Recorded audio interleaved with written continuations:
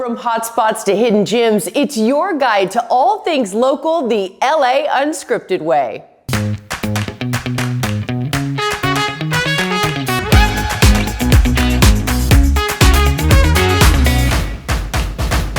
From the coolest coastline to iconic and Instagrammable boulevards, Orange County or the Inland Empire, when it comes to discovering all that Los Angeles has to offer, we could all use a little guidance. Hi everyone, I'm Dana Devin, and that's what LA Unscripted is all about.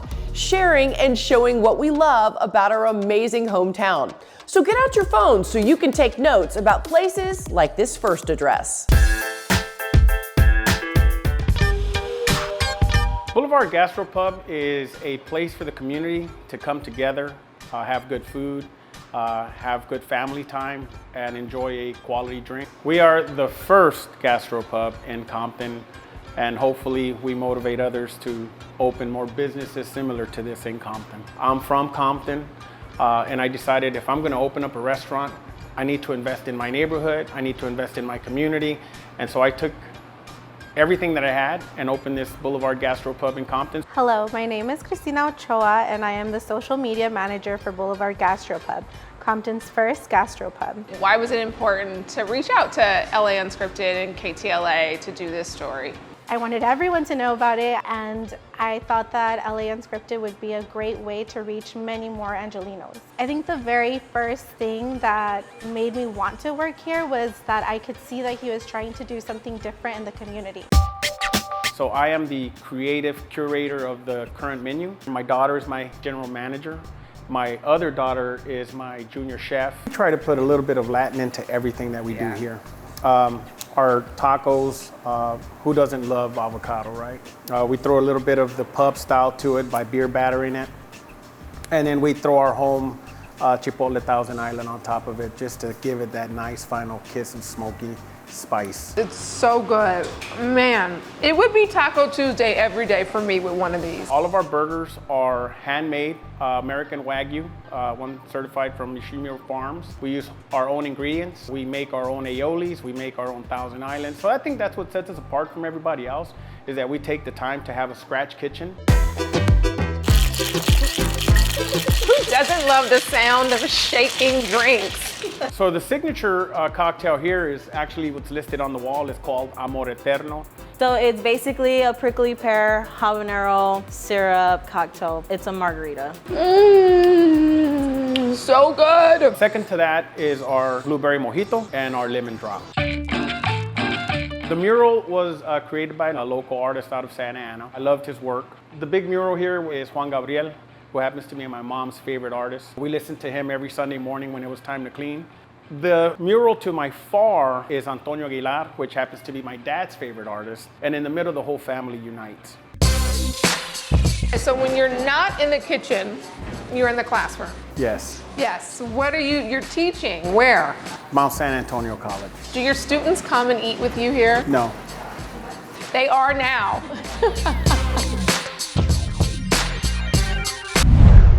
Now let's zip over to another zip code to see what Olivia De Bortoli is up to. How do you say cheers in Saúde. Saúde. All right. 1, 2, 3. Saúde. It's really kind of bringing the Brazilian energy to this neighborhood. My dad's from Brazil originally. I was born and raised in Brazil. My first exposure to life, my first language was Italian. And so I opened this place here as a Brazilian and Italian to make a little different than Farfalla, with the Brazilian touch, because I grew up eating Brazilian food, same tables, we had black beans, rice, yuca, and blah, blah, blah, along with polenta and pasta. That joyfulness, that zest for life, that's kind of what I think about when I think about Brazil. And then of course, my family down there, and just like wanted to bring that kind of energy here, which is expressed through the food, through the drink, and then also definitely through the music and the vinyl nights we do on Wednesdays and all that kind of stuff. Fun fact, Brazil is one of my favorite places to go. I've been there like 3 or 4 times, and I always get a caipirinha when I go. So I'm so excited to be making one today. But before we make one, tell me about the kind of drinks that you guys have here at Nossa Caipirinha Bar. Yeah, so in Los Angeles, the margarita is kind of the king of cocktails, and so that's why it's a really exciting opportunity to be able to showcase caipirinhas here, which is, like you said, the national cocktail of Brazil. So we have a selection of 5 different types of caipirinhas on the menu, but we also do some classic spirit-forward cocktails as well, like a Negroni and a classic gin martini. And then outside of that, we have a really wonderful wine program. Should we make one together? We should absolutely make one together. Let's That's going in the small tin. Small one? Muddle everything that's in that. I shouldn't do such an anger face. That is, yeah. Wow. Let's talk about the food. What type of food is on the menu here? So at Caipirinha Bar and Grill, we do like a traditional or like, inspired Southern Brazilian fare.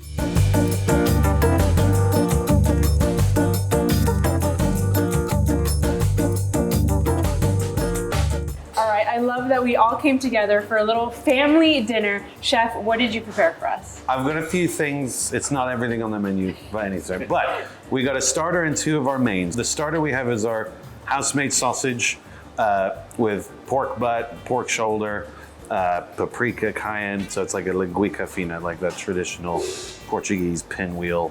Salsicha. And that's served with our house chimichurri and the farofa with also guanciale in it. Very typical add-on for most dishes in Brazil. Yes. They just put that on everything. All right, family, happy. Should we dig in? Absolutely.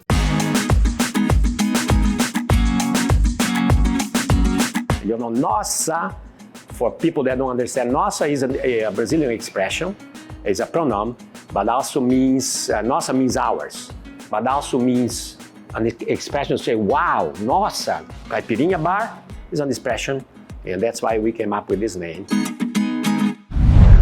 If it's fun or food, there's a good chance you're gonna see me there because Dee Dee never says no to a good time or a Dana Dare.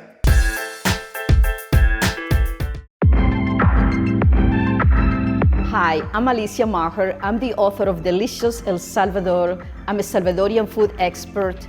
And Dana, I dare you have to make pupusas with me. I'm inhaling it like I've got like nothing left. It's so yummy. I accept your dare, by the way. I even call my kids my little pupusas. Like I love them so much. And you actually sent us a DM. Can you read that? I have taught my pupusa masterclass at Surface and Los Angeles Public Libraries. I think it would be fun to teach Dana how to cook pupusas. I reached out to LAU because you guys are all what Southern California is all about. And it's all about the cultural content, celebrating food, celebrating culture, celebrating music. I learned to make pupusas from my mom. My aunt had a tamal and pupusa business. Can you tell people what pupusas are? Well, pupusas, if you're familiar with tacos, so it's the same masa, except that it's thicker. It's like a dumpling that you flatten it up, and it can be filled with different fillings. Well, I've always cooked my whole life since I was 10 years old. And I always cooked as soon as I moved to the United States, I started cooking for my friends and for my husband and his family. And I started wanting to write a cookbook as my kids grew older. So I set out to write and to publish the first Salvadorian cookbook in English in the world. And in 2014, I won the Gourmand Award in China, which are the equivalent of the Oscars for cookbooks. We're ready to make the pupusas. So we're at Melissa's Produce Professional Kitchen. So what is step 1? Step 1 is to make the masa. And we're going to mix it with water.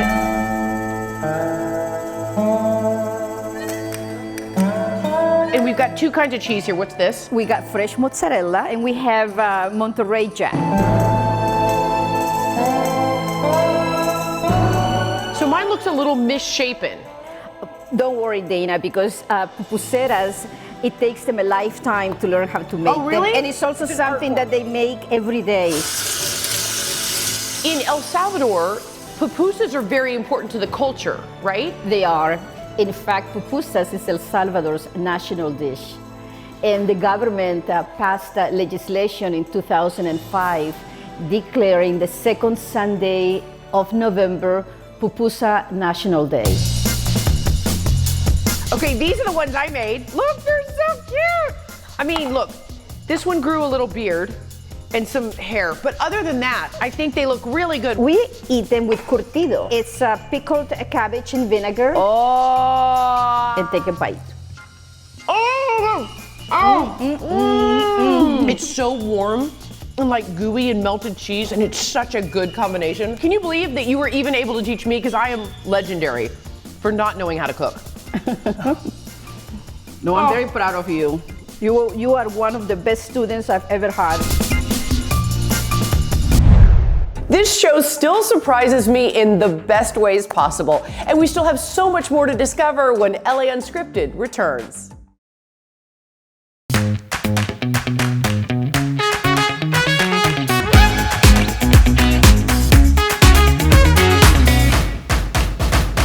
Welcome back to LA Unscripted. I'm Dana Devin, and during our half-hour hangout, we love exploring all our different neighborhoods. So let's check out what's happening on the other side of town.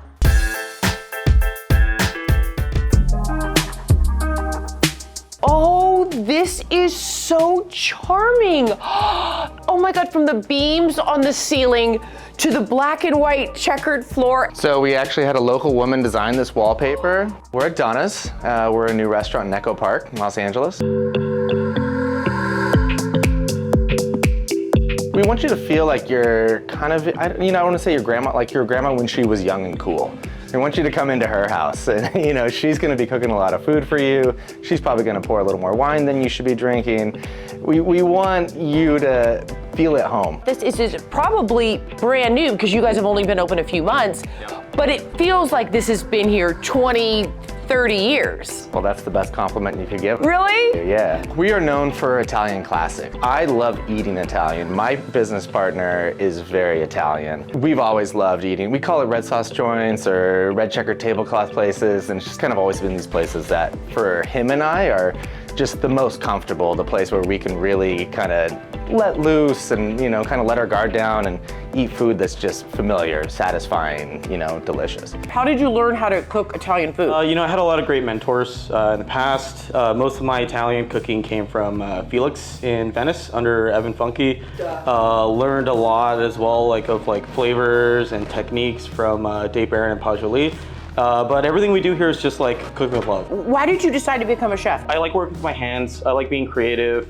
I also like the idea of bringing people together through food. It doesn't matter what language you speak or what your background is. When you have a great plate of meatballs or pasta, that's a universal language. I might just take a little night-night now. Oh, fall.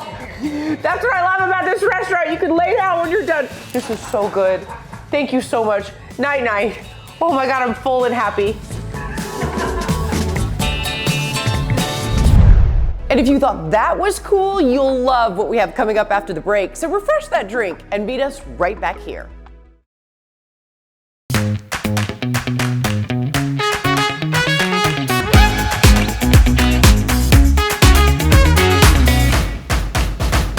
We really are lucky to live in a city that has fantastic food on every corner, things to do every day of the week, and endless stories from locals that show why we love LA. Look at camera. Look at the camera. Truly though. See, you got your Norbert smile for the day. I adopted Norbert in 2009. And he's the first dog that I ever had, and I don't know why or how, but he's just like a unicorn. I was a little nervous because he was my first dog, and he was so tiny, but I lived in a studio apartment, and it was very humble, and it was just Norbert and I, and we just hung out all the time, and I took him everywhere because he could literally fit in my purse. When I take Norbert out into the world, it's remarkable how he just crosses all genders, all types of people. People just can't get over it. They think he's a puppy. What kind of dog is he?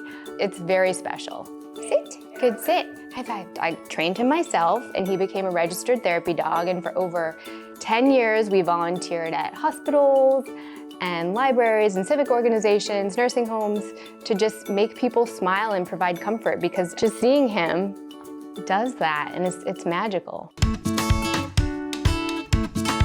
So it had been a lifelong dream of mine to publish a book with my mother. She's a fine artist, Dr. Virginia Frymouth. She's incredible.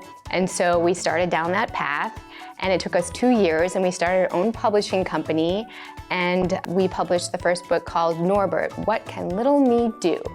And I think it won like something like 7 or 9 independent book awards, and it was really well received, and that was the start of it. What's really great about Norbert is he keeps me young because I have to get up and down off the ground a lot, right? I met my husband through Norbert. We were invited to go on a show that he was hosting at the time. We kind of clicked and fell in love. Mark has been incredible and actually an integral part in our business and what we do because of his photography skills. He has like elevated Norbert's social media to the next level. Can you guys make a runway right here? So we got married in the backyard here, and we needed somebody to bring us the rings, so we had little pouches made for both Fred, who is in dog heaven, over the Rainbow Bridge, and Norbert, and they had it around their little necks, and they came running. Everybody parted the aisle, and the dogs came down and gave us the rings. Everyone likes polka dots. If Norbert could talk, I would like him to tell me that he has had, so far, the most incredible life, and that he is so grateful to be able to have the privilege to make other people smile, to provide comfort to those in need, which is nowadays more important than ever. And that he's been so loved, not just by me, but by everyone, and that I've taken good care of him. He has changed my life in like every way you could imagine, from where I live to my family. I have a daughter now because of him, my whole career and life path. And because of that, I like to promote pet adoption, because you just never know the joy that can bring, and he's just a great example of that. Norbert's sort of mantra is that you don't have to be big to make a big difference in the world, and that anybody can make someone smile. And he's proven that time and time again, and so I'm just basically following his lead. It's just been such a humbling, it's like gets me teary, such a humbling experience. So good, right? And now let's see what Jasmine Simpkins has stumbled upon.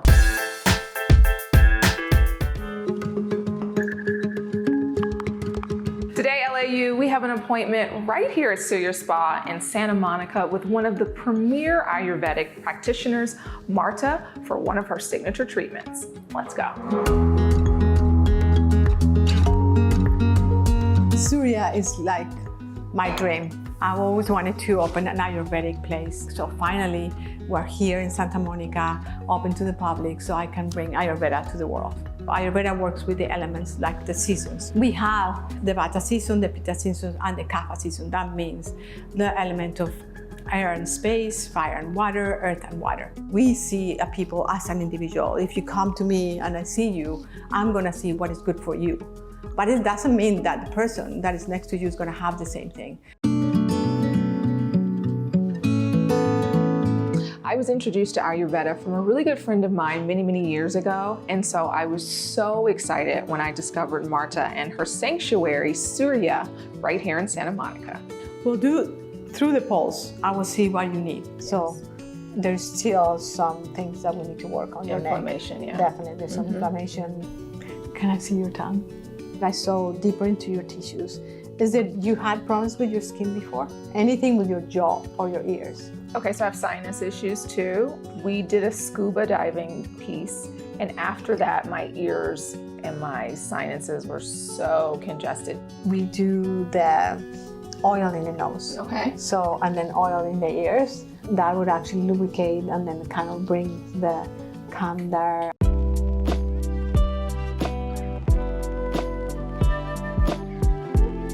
Normally, everyone will get what is called abhyanga, which is a forehand massage. You have two people totally at the same time giving you an abhyanga to make you feel like you are in transcendence, make you feel like you are in a different space. And that will work the lymphatic system, because the lymphatic system is the first system where the toxins are. Everyone will get the Shirodara, and that's the one that I recommend the most, because our minds and your life and nervous system is just so charged all the time. So then we do the Shirodara, which is the dripping in the forehead. What it does is like whatever you have really stuck into your nervous systems of stress, it will come out. When you come here, I want you to feel like you are at home. You are also in a sacred space. Normally, most of the people do 7 days. So we prepare the food specifically for the people that are going through the treatments, because you need to let your digestive system stop from all the food to be able to be clean. In my office, I have a beautiful set of herbs, and in the kitchen I have herbs, and downstairs I have herbs for all the different things that I want to prepare for each one of the clients. So Ayurveda recommends to do these treatments every change of the season. So I decided to create a program called Panchakarma at Home.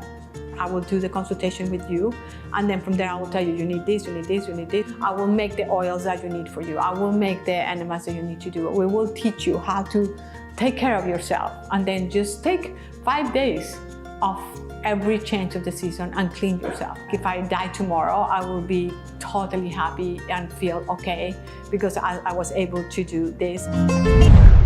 Okay, now your turn. Let us know where to go off script next. Email us at launscripted@ktla.com, because you never know where we'll end up next. Good night, everyone. Mwah!